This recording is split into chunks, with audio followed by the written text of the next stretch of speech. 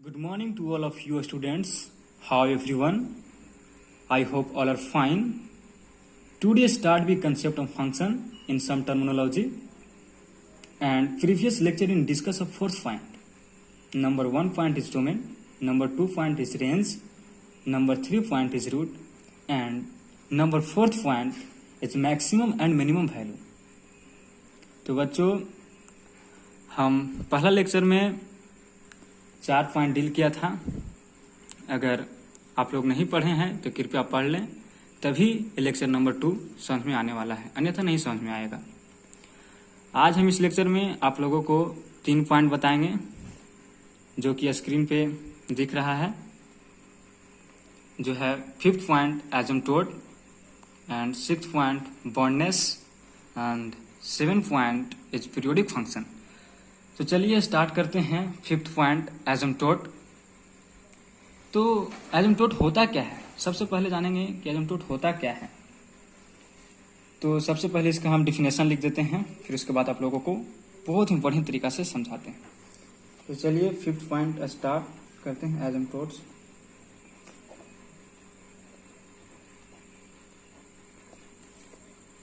अगर pen copy नहीं निकाले हैं तो कृपया निकाल लें और नोट करते जाएं। तो देखिए asymptote is a straight line. Asymptote is a straight line. Asymptote जो है एक स्ट्रेट लाइन है। If exist towards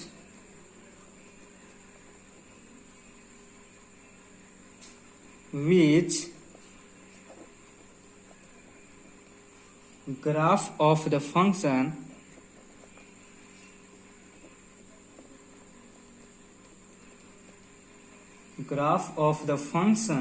approach indefinitely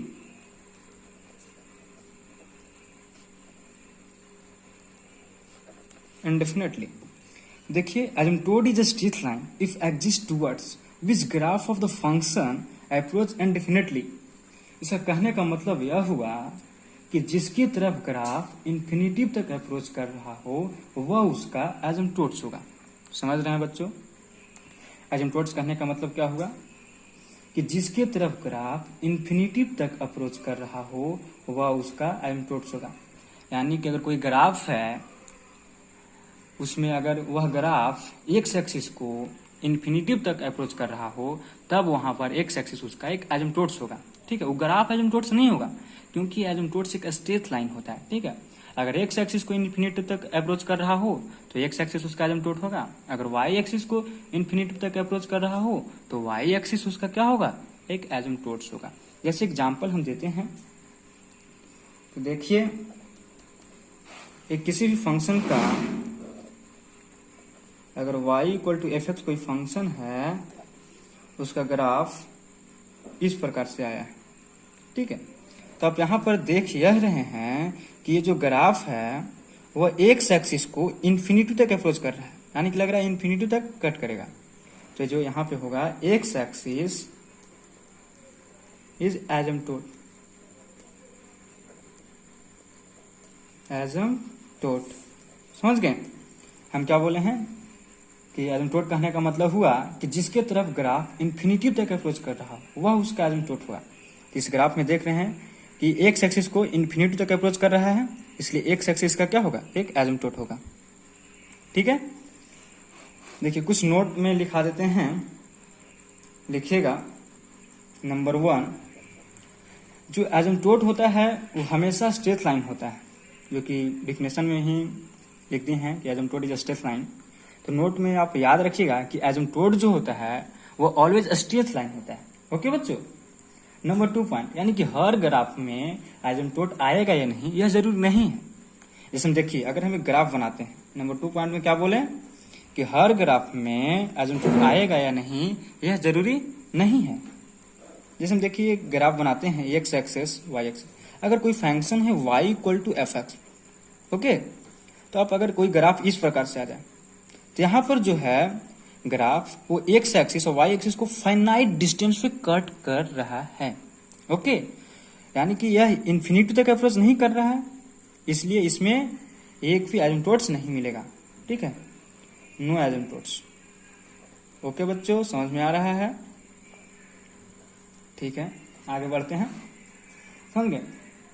यानी कि जिसे हम आप लिख सकते हैं कि ग्राफ को इन्फिनिटी तक जाना होगा तभी एसिम्प्टोट मिलेगा। ठीक है, ग्राफ को इन्फिनिटी तक जाना होगा तभी एसिम्प्टोट मिलेगा, अन्यथा एसिम्प्टोट नहीं मिलेगा। जैसे कि एग्जांपल आप लीजिए, जैसे में एग्जांपल नंबर 1 था, एग्जांपल नंबर 2, एग्जांपल नंबर 2, अगर कोई फंक्शन का graph x axis y axis, अगर कोई function f y equal to F x है, y equal to F x है, अगर उसका ग्राफ इस प्रकार से है, इसमें देखिए एक्स एक्सिस को भी इन्फिनिटी तक अप्रोच कर रहा है और वाई एक्सिस को भी इन्फिनिटी तक अप्रोच कर रहा है, इसलिए इसमें 2 एसिम्प्टोट्स मिलेगा। कितना asymptotes? 2 asymptotes, 2 asymptotes, x axis and y axis. Okay, समझ में आ रहा? तो यही एसिम्प्टोट्स था।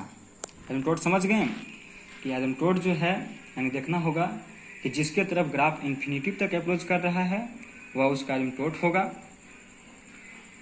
और एसिम्प्टोट हमेशा स्ट्रेट लाइन होता है और हर ग्राफ में एसिम्प्टोट आएगा या नहीं यह जरूरी नहीं है। ग्राफ को इन्फिनिटी तक जाना होगा तभी एसिम्प्टोट मिलेगा।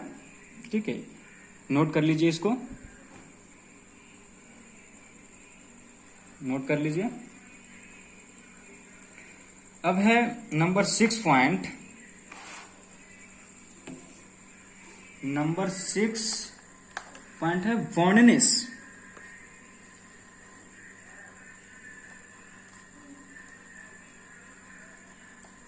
तब हम लोग जानेंगे कि बॉन्डनेस क्या होता है। ठीक है, तो देखिए बॉन्डनेस कहने का मतलब हुआ कि दो ऐसा हॉरिजॉन्टल लाइन खींच सकें जिससे ग्राफ बाहर ना जा सके, तब ग्राफ बॉन्डेड हो जाएगा। समझ रहे हैं? यानी अगर कोई ग्राफ है तो उसमें दो ऐसा हॉरिजॉन्टल लाइन खींच सकें कि वह ग्राफ उस दोनों हॉरिजॉन्टल लाइन के बीच में हो, यानी कि उससे बाहर नहीं जा सके। जैसे में अगर एक ग्राफ हम यहाँ पे दिखाते हैं, अगर कोई ग्राफ इस प्रकार से आया हो, ठीक है, अब इसको बॉन्डेड करना है तो दो हॉरिजॉन्टल लाइन खींचिए जिससे ग्राफ उसके बीच में हो। जैसे हम यहाँ पे एक खींचते हैं हॉरिजॉन्टल लाइन, एक खींच दिए और एक ऊपर खींच दिए,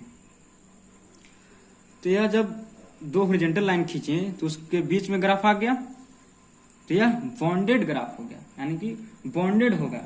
ठीक है, तो वही है बॉन्डनेस कहने का मतलब होगा कि दो हॉरिजॉन्टल लाइन ऐसा खींचे कि जिससे ग्राफ बाहर ना जा सके। ओके, तो यहाँ पे रेंज पर डिपेंड करेगा कि अगर रेंज से एक बड़ा वैल्यू हम ले लेते हैं तो हम समझेंगे कि वह ग्राफ बॉन्डेड हो जाएगा। ठीक है, जैसे हम डिफिनेशन से समझ जाइएगा।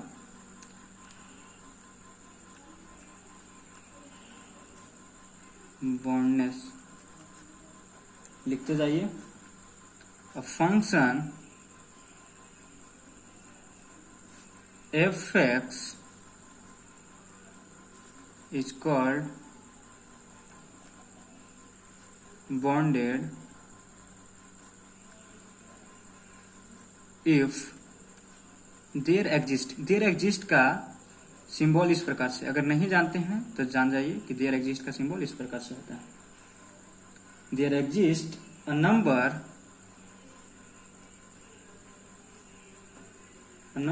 m such that modulus of f(x) lesser than or equal to m for all x belong to domain of function. समझ गए? यानी कि हमें एक ऐसा नंबर मिल जाए m कि वह उसका रेंज से बड़ा हो जाए। इस एग्जाम्पल में अगर कोई फंक्शन का रेंज ऑफ फंक्शन 2,5 दिया हुआ हो, यानी रेंज ऑफ फंक्शन कहने का मतलब क्या हुआ, उसका मैक्सिमम वैल्यू 5 है और मिनिमम वैल्यू 2 है, यानी मैक्सिमम हाइट उसका जाएगा कितना 5 तक और मिनिमम 2 तक। तो 2 हॉरिजॉन्टल लाइन खींचना है, तो आप एम की वैल्यू अगर यहाँ पे कुछ इतना से बड़ा ले लीजिए 6 ले लीजिएगा, तब वो बॉन्डेड हो जाएगा। यानी कि अगर रेंज दिया हुआ हो उसमें से आप एक बड़ा वैल्यू अगर ले सकते हैं तब वो बॉन्डेड हो जाएगा, समझ रहे। जैसे आपको दे दिया जाए रेंज ऑफ फंक्शन, जैसे किसी फंक्शन का रेंज अगर -∞ से 6 है, तब आप यहाँ पे उस ग्राफ को बॉन्डेड कर पाइएगा नहीं। क्यों? क्योंकि नीचे जो है -∞ तक है, तो आप कैसा एक हॉरिजॉन्टल लाइन खींचेगा कि जो इन्फिनिटी से बड़ा, इन्फिनिटी से नीचे हो, वो तो हो नहीं सकता है, क्योंकि वो जब खींचेंगे तो इन्फिनिटी को कट करेगा। तो इसलिए आप नीचे नहीं खींच सकते हैं। ऊपर 6 यूनिट तक है, इसलिए ऊपर आप खींच सकते हैं, समझ रहे हैं। जैसे हम ये फंक्शन का रेंज दिया हुआ, यानी कहने का मतलब हुआ कि ये जो ग्राफ आया होगा ऊपर में 6 यूनिट तक होगा, मान लीजिए 6 यूनिट यहाँ पर है, और नीचे इन्फिनिटी तक कट कर रहा हो, कहाँ तक से पता नहीं, सो हम। तो आप अगर इधर एक हॉरिजॉन्टल लाइन खींच सकते हैं इस प्रकार से, इस ऊपर खींच सकते हैं, लेकिन इधर तो इन्फिनिटी तक है, इसलिए आप जिधर भी खींचेंगे कट करेगा, यानी इधर नहीं खींच सकते हैं। इसलिए ऊपर बॉन्ड हो सकता है लेकिन नीचे बॉन्ड नहीं हो सकता है, इसलिए ऐसा ग्राफ को हम अनबॉन्डेड कहेंगे। क्या कहेंगे? अनबॉन्डेड, यानी कि वो बॉन्डेड नहीं होगा। इसको आप क्या कह सकते हैं? अपर बॉन्डेड, क्योंकि ऊपर की ओर बॉन्ड हो रहा है, अपर बॉन्डेड, अपर बॉन्डेड कह सकते हैं, यानी कि यस। आप इसको क्या लोअर बॉन्डेड कह सकते हैं? तो नो, नहीं कर सकते। ओके, समझ रहे हैं। जैसे दूसरा एग्जांपल लेते हैं बच्चों कि अगर किसी फंक्शन का रेंज ऑफ फंक्शन अगर 3 से इन्फिनिटी है, तो आप बताइए क्या यह बॉन्डेड हो सकता है? तो नहीं, क्योंकि ऊपर की ओर इन्फिनिटी तक जा रहा है। तो आप वैसा एक हॉरिजॉन्टल लाइन खींचिए कि जो उसको मतलब इन्फिनिटी से नीचे ऊपर की ओर होगा, तो ऐसा नहीं हो सकता है, क्योंकि जब खींचेंगे तो कट करेगा। नीचे की ओर जो एक 3 है उसको आप खींच सकते हैं, है ना। यहाँ पे आप कर दे सकते हैं थोड़ा सा -3 से इन्फिनिटी तक, तो ज्यादा सेटेबल रहेगा, क्योंकि नीचे आएगा ऊपर, ठीक है। तो आप ए भी बॉन्डेड नहीं हो सकता है, यानी कि ए भी जो है से अनबॉन्डेड है।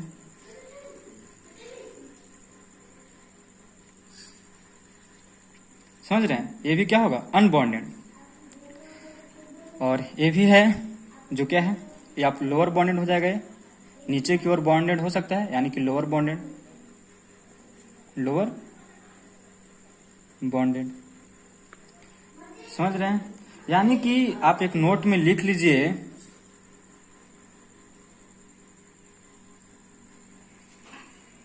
यानी आप एक नोट में लिख लीजिए कि अगर किसी फंक्शन का रेंज +∞ या -∞ आए तब बॉन्डेड नहीं होगा। समझ रहे हैं? यानी कि जब किसी फंक्शन का रेंज +∞ या -∞ आए तब वो बॉन्डेड नहीं होगा, वह क्या होगा? अनबॉन्डेड होगा। समझ रहे?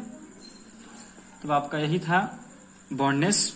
अब नेक्स्ट जो है 7 नंबर टॉपिक, वो है आपका पीरियोडिक फंक्शन। पीरियोडिक फंक्शन,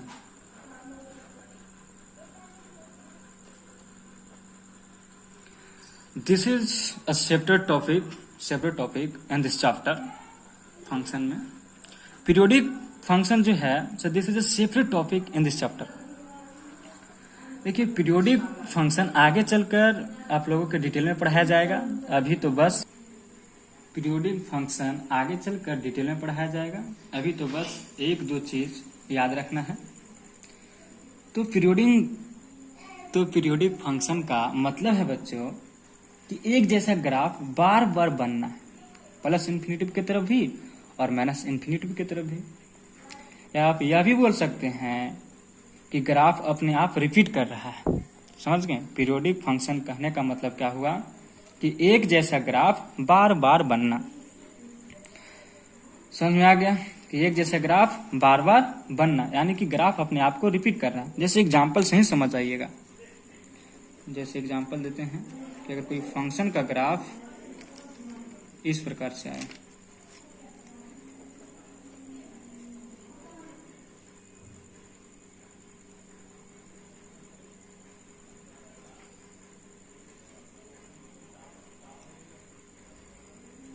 दोनों तरफ एक ही जैसा है, रिपीट कर रहा है। आप बोल सकते हैं कि इतना जो ग्राफ है, इतना ग्राफ जो है, अगर इसको हम उठाकर रखते जाएं तो पूरा ग्राफ बन सकता है ना। या बोलिए कि इतना इतना सब ग्राफ अगर हम उठाकर रखते जाएं तो मेरा पूरा ग्राफ बन सकता है। तो अगर ये 0 है, ये 2 है, ये 4 है, 6 है, इधर -2 -4, तो एक पॉइंट ऑफ होता है पीरियड। पीरियड कहने का मतलब हुआ कि जो मिनिमम लेंथ रिपीट कर रहा है, जो मिनिमम लेंथ रिपीट कर रहा है। जैसे हम इसमें मिनिमम लेंथ क्या रिपीट कर रहा है, यहाँ से यहाँ तक ही मिनिमम होगा, यही मिनिमम लेंथ रिपीट कर रहा है। तो ये लेंथ क्या है, 2, तो वही पीरियड होगा। यानी कि यहाँ अगर बोला जाए कि पीरियड बराबर कितना है, तो पीरियड बराबर 2। यानी पीरियड होता क्या है कि जो मिनिमम लेंथ रिपीट कर रहा है वह पीरियड है। समझ गए। जैसे हम आप लोगों से एक क्वेश्चन पूछते हैं, जैसे एक फंक्शन का ग्राफ इस प्रकार से,